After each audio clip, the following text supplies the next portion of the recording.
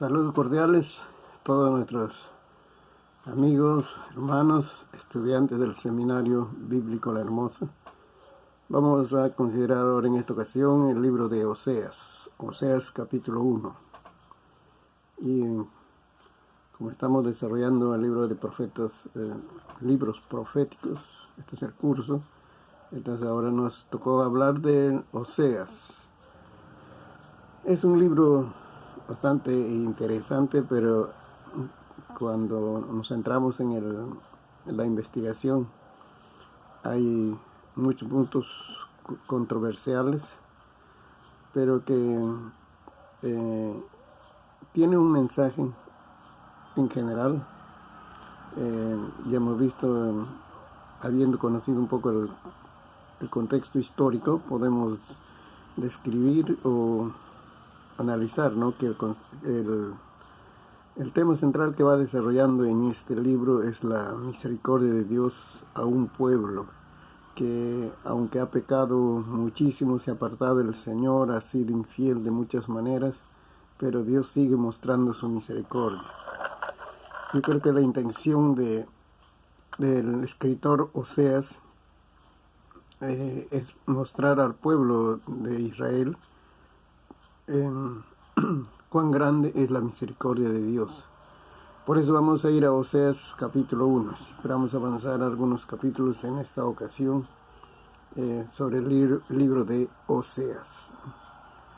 Oseas capítulo 1. Vamos a ir hasta el versículo 2. 1:2. Palabra de Jehová que vino a Oseas, hijo de Beeri, en días de Usías, Jotam, Acaz y Ezequías, reyes de Judá, y en días de Jeroboam, hijo de Joás, rey de Israel. Eso nos ubica en el contexto histórico, ¿no?, donde Oseas ejerció el ministerio profético. Ahora ya esto ya la experiencia, describe su experiencia Oseas, el principio de la palabra de Jehová por medio de Oseas. Dijo Jehová a Oseas: ve, tómate una mujer fornicaria e hijos de fornicación, porque la tierra fornica apartándose de Jehová. Ahí va iniciando la experiencia de Oseas. Como hemos estado hablando en los libros proféticos, hay mensajes simbólicos o actos proféticos, lo llaman otros, que no solamente dicen la palabra, sino que usan otra forma de comunicación, es a través de las imágenes. Y como en ese tiempo no había las facilidades de imágenes como ahora tenemos, tenía que ser actuado entonces en algunas ocasiones. Pero lo que Oseas describe aquí en el libro no es una actuación, no es un teatro que están haciendo, sino es una realidad que Oseas tiene que pasar. Si podemos centrarnos o ponernos en el lugar de Oseas, su situación es muy difícil, muy dolorosa. O sea, por ilustrar el mensaje que Dios quería comunicar al pueblo, él tuvo que pasar experiencias muy tristes, muy dolorosas, y es en el ámbito de la familia, y es en el ámbito de los sentimientos de una persona. Eso vamos a estar considerando, ¿no? Porque hay un propósito intencional de Dios a través de Oseas comunicar su amor, pero también hay otras lecciones que está entre líneas en este libro de Oseas. Es una situación familiar, es una situación personal. Considere los sentimientos de Oseas cuando está pasando esta situación. Él es profeta, ¿no?, uno de los profetas menores, como hemos llamado, y que le dice ahora: ve, tómate a una mujer fornicaria, hijos de fornicación, porque la tierra fornica apartando de Jehová. Eso es lo que quiere comunicar. Pero Oseas tiene que hacer lo que Dios le está mandando, tomar una mujer fornicaria. Póngase en esa circunstancia, ¿no? El hombre de Dios debe ser excelente en sus virtudes, experimentado en las virtudes y sobre todo en el ámbito familiar debe modelar a las otras familias lo que es vivir para Dios. Pero aquí es Dios mismo quien le está diciendo: tómate una mujer fornicaria, haz algo que está contra de la ley. Hay que ponerse en el lugar de Oseas. Solamente pensemos en esa palabra: ve, tómate una mujer fornicaria. Aquí también hay diferentes opiniones, como estamos viendo. Hay criterios diferentes de los biblistas, comentaristas. Es que Oseas se casó, vamos a decir, con una persona, pero Dios le advirtió, algunos dicen así, algunos comentaristas dicen que Oseas se casó con una mujer de casa, pueden llamarle, pero Dios le advirtió que esa mujer se iba a desviar su camino, iba a tomar malos caminos, y entonces iba a serle infiel, no solamente infiel, sino que iba a dedicarse a la prostitución.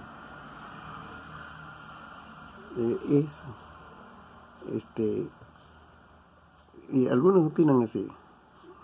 Entonces, pero él lo hizo a pesar de esa advertencia. Eso ya tendría otro matiz, otra enseñanza, no sé, otro propósito, otra ilustración.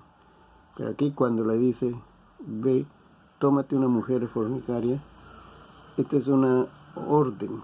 En esta versión Reina Valera 60 está diciendo: es una orden. Es que él toma una mujer que ese es su estilo de vida. Ahora, no queda ahí, sino que en capítulo 3, versículo 1, porque estamos hablando de Oseas, dice 3:1: me dijo otra vez Jehová: ve, ama a una mujer amada de su compañero, aunque adúltera, como el amor de Jehová para con los hijos de Israel, los cuales miran a dioses ajenos y aman tortas de pasas. Aquí hay que estar en las dos ideas. La experiencia de Oseas que está pasando, esa experiencia, como estoy diciendo, no es un teatro, no es algo que están haciendo, como decir, en plataforma, y otros están mirando ahí desde sus asientos, sino esta es una realidad familiar que está pasando. Ahora Oseas le dice: ve y ámale. En el principio pues dice: tómate una mujer fornicaria. Pues decir: bueno, si Dios me dice eso, voy a cumplirlo, lo hago. Por deber, por obediencia, lo hago. Pero luego dice: ama a esa mujer, dice. Y cuando escribe dice: amada de su compañero, aunque adúltera. Parece que cambia un poquito la figura cuando dice adúltera. Es que Gomer tenía su compañero o su esposo, y entonces Oseas se metió con una persona comprometida. Y ahí les dejo eso para que puedan pensar. Pero lo que yo quería decirles es la palabra ama a una mujer. Es decir, ten buenas intenciones, buenos propósitos para ella, buena actitud hacia esa persona que te está haciendo sufrir con su infidelidad. Y no es una caída por ahí, una aventura, no con un personaje, sino es lo que describe es prostitución. Y ahí le dice: ámala, ten buena actitud hacia esa persona, ten buenas intenciones. Por eso estamos diciendo, hay controversias aquí, ¿no? Hay situaciones muy difíciles en el libro de Oseas. Espero que ustedes colaboren con sus análisis, investigaciones, para que puedan tener una mayor comprensión de este libro de Oseas, ¿no? En las notas que tenemos, el título de esa separata o libro, como lo llaman, es Profetas Menores. Ahí va a hablar de los diferentes profetas menores, pero ahora vamos a tratar solamente el libro de Oseas. Dejando todo el contexto histórico, ahí encontramos en el último párrafo, es la intención, el propósito de este libro, ¿no? El mensaje de Oseas es para la nación de Israel, mostrando sus pecados y advirtiéndoles del juicio que se avecinaba. Como veremos, hay también un mensaje de esperanza para el futuro. Pero lo singular en cuanto a su mensaje es que tuvo que vivirlo antes de predicarlo a su pueblo. ¿Ves? Aquí el comentarista también está diciendo, él tuvo que vivir todo ese sentimiento, ese dolor, tuvo que vivirlo antes de predicarlo, ¿no? al pueblo. Y por eso esas circunstancias familiares que está pasando, ¿no? Seguimos, el profeta tuvo que experimentar profunda agonía en su matrimonio debido a los pecados de su esposa. Pero toda esa experiencia, ¿no?, que pasó, o sea, dice, es una lección objetiva, divinamente enviada tanto para él, para el profeta, como para su pueblo. Está viendo panorámicamente el libro de Oseas, ¿no? Él tuvo que vivir. Si la intención era comunicar el mensaje, así vamos a poner entre comillas, ¿eh? Israel, Dios te ama a pesar de tus infidelidades. No ha dejado de amarte. Dios no ha dejado de amarte a pesar de tus infidelidades. ¿Y qué infidelidad? Entonces, eso es. Es decir, para demostrar la grandeza de su misericordia, que es un aspecto del amor de Dios, Dios permite que Oseas pase esa situación familiar. Y él también sienta, perciba cómo le duele a un hombre que su esposa sea infiel y se haga prostituta. Ahora también es como decirlo, ¿no? Quizás para que Oseas pueda tener la convicción, la firmeza de su mensaje. Cuando Oseas está comunicando ese mensaje, Dios les ama a pesar de sus infidelidades. Él está sufriendo infidelidad. Él como hombre, como esposo, está sufriendo infidelidad. Y por eso con esa actitud comunica, con ese dolor. También cuando dice ámala, con ese amor, como querían decir, no les estoy diciendo solo conceptos, ideas del amor de Dios, usando el griego, el hebreo, el arameo, ¿no? Sino les estoy diciendo que Dios les ama a pesar de que ustedes son infieles en extremo.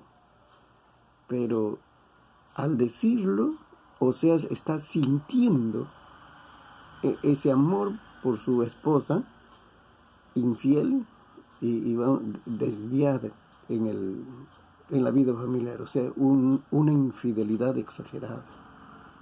Oseas lo está viviendo. Así es. Entonces,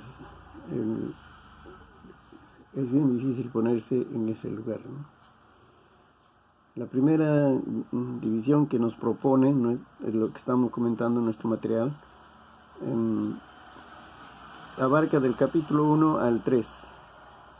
La primera división se describe la infidelidad de Israel.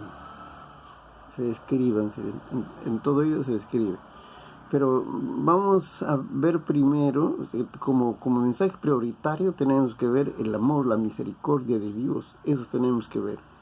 La confrontación de sus pecados y todo eso lo dice bajo un manto de amor, de misericordia.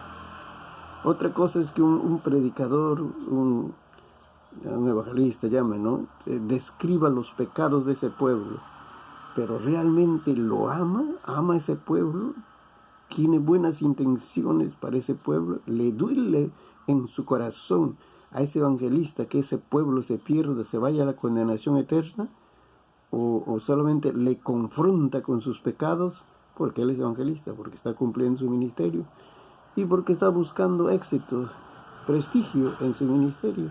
Puede serlo también. Todo eso nos lleva a pensar esta situación. Una cosa es la actitud, la intención con que se comunica un mensaje. Por eso el comentarista lo pone así: en estos 3 capítulos se describe la infidelidad de Israel, pero no es un describir fríamente, pues, esta cosa estás haciendo, sino está envuelto en emociones positivas, como es el amor, la misericordia de Dios. Hemos leído hasta ahí, al versículo 3, hasta el versículo 3. Ahora, hasta el versículo 2. Ahora vamos a leer desde el 3 porque como es necesario para después ya hacer el comentario, ¿no? Oseas 1, 3. Los hijos, todo eso. Hasta el final lo voy a leer, ¿no? A ver, con paciencia.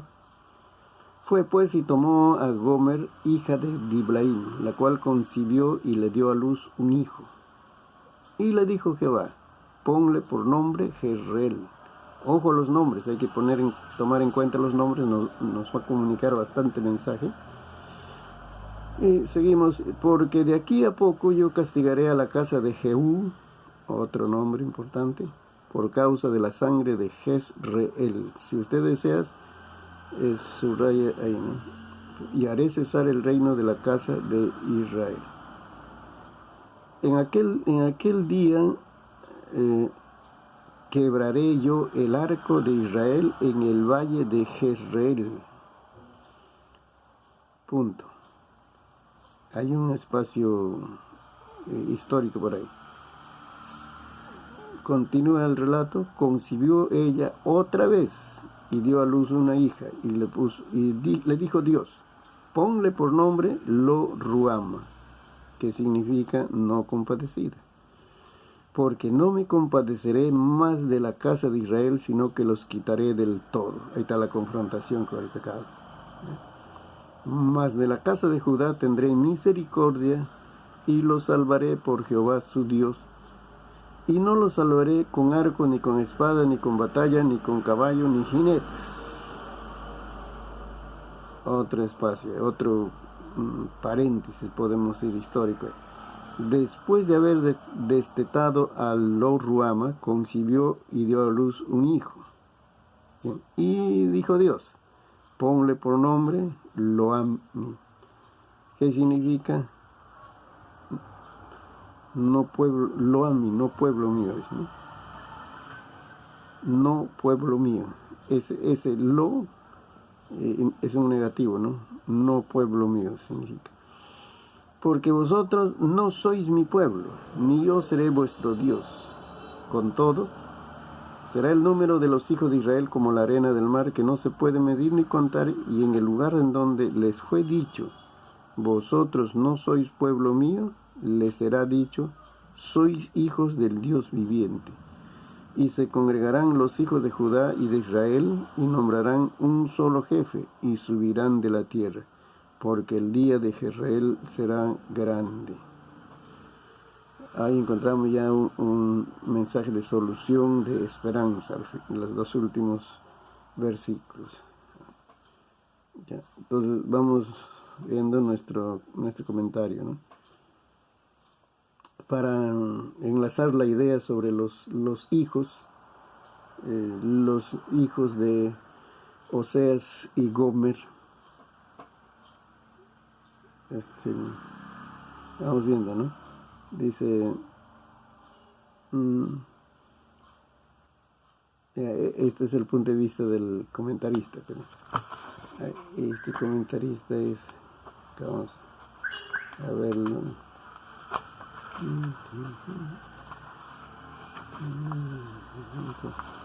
Todavía no hemos sacado las últimas hojas, pero van a encontrar al final, siempre hay una referencia, bibliografía de dónde es el material. También eso es importante para que podamos seguir en el análisis, ¿no?, de estos. Esto no se ha acabado el estudio, sino podemos encontrar mucho más material. El comentario dice, ¿no? Lo que estaba diciendo es sobre la experiencia de Oseas con Gomer, la dama. Aquí hay otro punto de vista. Dice, Oseas quería casarse con una mujer llamada Gomer, y Dios se lo permitió, pero le advirtió que ella le rompería el corazón. ¿Cómo? Con sus infidelidades, ¿no? Pues ese es otro punto de vista. Dice, Gomer quería casarse, Dios le permitió, sabía la condición, le había advertido a Oseas que no tome esa decisión porque es un mal camino, pero dice Dios, lo permitió. Y además le había advertido que le iba a hacer sufrir, le rompería el corazón, dice esa mujer. La advertencia de Dios se hizo realidad. Gomer le dio a Oseas, en medio de todas esas situaciones problemáticas, pero le dio 3 hijos. Luego le dejó para irse con otros hombres. Ahí estamos hablando que no solo fue infidelidad, una caída moral por ahí, ¿no?, sino que fue prostitución. Imagínense cómo se destrozó el corazón de Oseas por el pecado de ella. Entonces Dios le ordena al profeta que fuera a buscar a su esposa descarriada, y la encontró. En capítulo 3 está hablando. ¿Y dónde estaba? Dice, en el mercado de esclavos. Tuvo que comprarla, traerla a su casa, asegurarle su perdón y amor, ¿no? Todo esto, dice, puedes darnos la idea. A ver, para él dice, ¿no? Para él dice, hay una razón para creer que Gomer se arrepintió de sus pecados y llegó a ser una esposa fiel. Por eso vamos a dejarlo, como decir, hay que dejarlo, bueno, entre paréntesis, para que podamos ir desarrollando el final de esa historia de amor, de conflictos y todo eso, ¿eh? ¿Cómo es que en ese cuadro se está exaltando el amor de Dios, la misericordia de Dios? Porque ya hemos dicho, primero, Dios le ordena casarse con una prostituta. Segundo, Dios le ordena amar, tener buena actitud hacia esa dama. O sea, no hacer solo por deber, por cumplimiento, ¿no?, sino tiene que hacerlo de buena actitud, buena voluntad.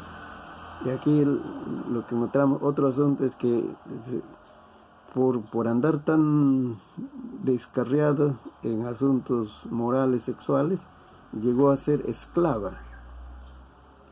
Y estaba en el mercado de esclavos estaba. Entonces tenía un precio esa dama.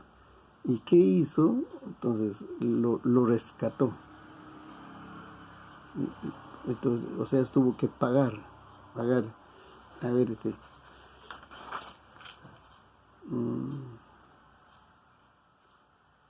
en Oseas 3:2 dice, entonces la compré entonces para mí por 15 siclos de plata y un homer y medio de cebada, ¿eh? Eso era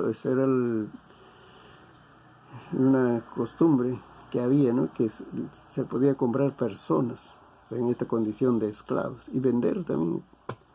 Un hacendado, un patrón, un amo, podía vender sus esclavos cuando quiere. Las personas, son personas, sea cualquier su color, condición económica, condición social, pero son personas. Esas personas se vendían. Y Oseas tuvo que comprar a su esposa como si fuera una esclava más. Hasta esa situación había llegado. Pero lo hizo, ¿no? Dice, todo esto es un cuadro, como estamos diciendo, es una lección objetiva de la infidelidad de Israel para con Dios. La nación estaba casada con él. Ahora, esto es lo que se está manejando en los libros proféticos, esa figura de que el esposo es Dios y Israel, el pueblo de Dios, ¿no? Israel, Judá, todo, es la esposa. Y la esposa debía haber permanecido fiel, pero Israel cometió adulterio espiritual. O sea, para ilustrar ese adulterio espiritual, Oseas tuvo que pasar todas estas situaciones familiares. Israel entonces cometió ese adulterio al olvidarse del verdadero Dios y adorar a los ídolos de sus enemigos. Esos ídolos le prometieron muchos placeres, pero el pueblo descubrió que había, dice, dolor y sufrimiento. Como Gomer, Israel iría a la esclavitud. Ahí pone el cautiverio por sus pecados, pero eso no es el fin de la historia, sino así como Oseas buscó a su esposa y lo compró de nuevo, el Señor buscaría a su pueblo, los libertaría y los restauraría a su amor y bendición. Lo que estamos viendo al final de este capítulo 1, hay ese mensaje de esperanza, ¿no?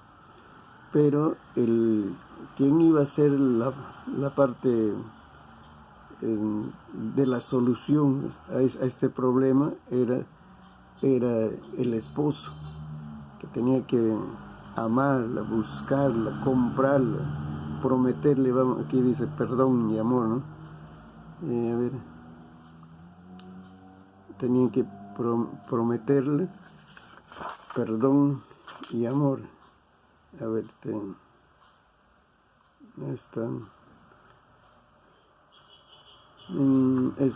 literalmente no está así como estamos hablando, pero eso le ayudaría a que se restaure Gomer, la dama, se restaure, vamos a decir, a la comunión de la familia.